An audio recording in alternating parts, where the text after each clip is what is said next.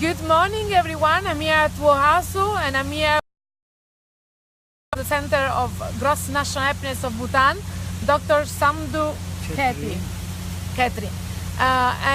So I just learned that actually before 2007, gross national happiness in Bhutan wasn't an exact measure as we in the Western community know it, but it was based completely on the king going out and actually talking to the people to find out how happy they were. Can you tell us a bit more about that? Yes, thank you so much for asking this question. In fact, Bhutan never wanted to measure it because we learned to live with this concept of balancing material and spiritual well-being in Bhutan. But for some reason that the world wanted to know how we measure, so the measurement began into, the process of research began in 2000 actually. And we found out that it could be measured in the concept of holistic human development. When you look through the societal happiness, we found it could be measured. But before that, our king, His Majesty Jigme Singye Wangchuk, who propounded that gross national happiness for Bhutan and Bhutanese were more important than gross national product, actually went down to the people, to every commune, and asked them, what makes you happy? How can I bring happiness to you? And then, of course, he learned that when you give power to the people to decide their own future, to decide for themselves everything, he realized that was the way forward. So he devolved the power to the grassroots. For 30 years, he's been devolving this power until he said, now I'm old, I'm 52 years old, my son is 26 years old, I leave the throne to him. At the height of his popularity, he left the throne to his son and told us that now you must be a democratic country. And we resisted, saying, no, we don't want. But he said, you as, collectively can maybe make a better decision for your own future. And that's what I've been devolving power for. So it's time that you make your country democratic. And we cannot assure you that all kings in future will also be serving like what my ancestors served. So therefore, it's high time you take democracy. And that's how we realized when we went into election in 2008, there was a lot of course, fear in the minds of the people, thinking, because we had seen so much of problem in India, in Nepal, in Bangladesh, Pakistan, everywhere. But when the elections happened, we realized that there was no change whatsoever, because there was only the change of guards up there, who actually governed.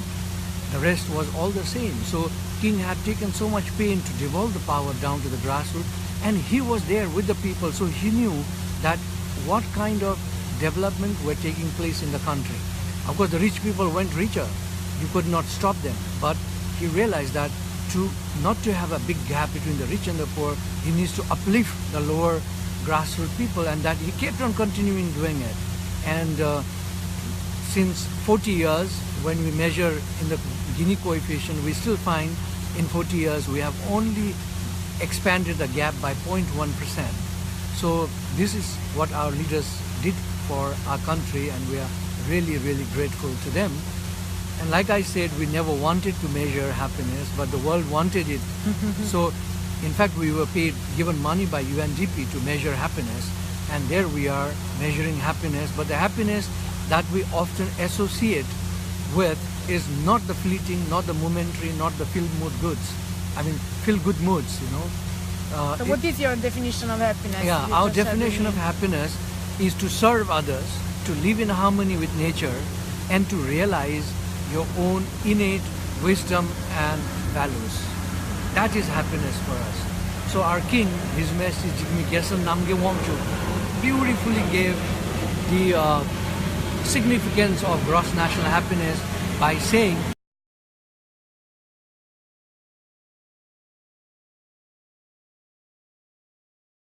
of human beings. And you mentioned the 3C.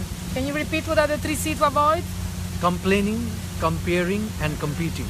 Excellent, excellent. And what do you think of the WoHaSu here? What do you think an event like this one can help us achieve? Wow, this is a wow event. It's great. I'm thankful to Free Balance. I'm thankful to the founders like Luis.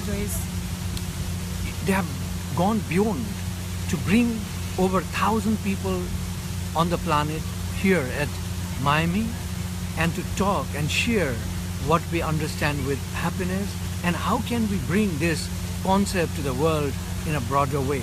And I know that this is just a beginning and is a beginning for a very, very good outcome that we will see probably in 10 years from now. These 1,000 people will multiply to many folds, and I hope such World Happiness Summit, or which is known as WoHaSu, will continue to take place not only once a year but several times a year in different cities of the world. Yeah, starting a ripple, and Yes. waiting for the ripple effect. Yes, exactly. Because we are 7.5 billion people and we need to reach to everybody, Yeah. this concept. Thank you so much for having us here today for our interview. Thank you so much. An honor. Thank you so much. I cannot Thank say you. online what Thank a you. peace, what an amazing peace you can really feel by just sitting next to him.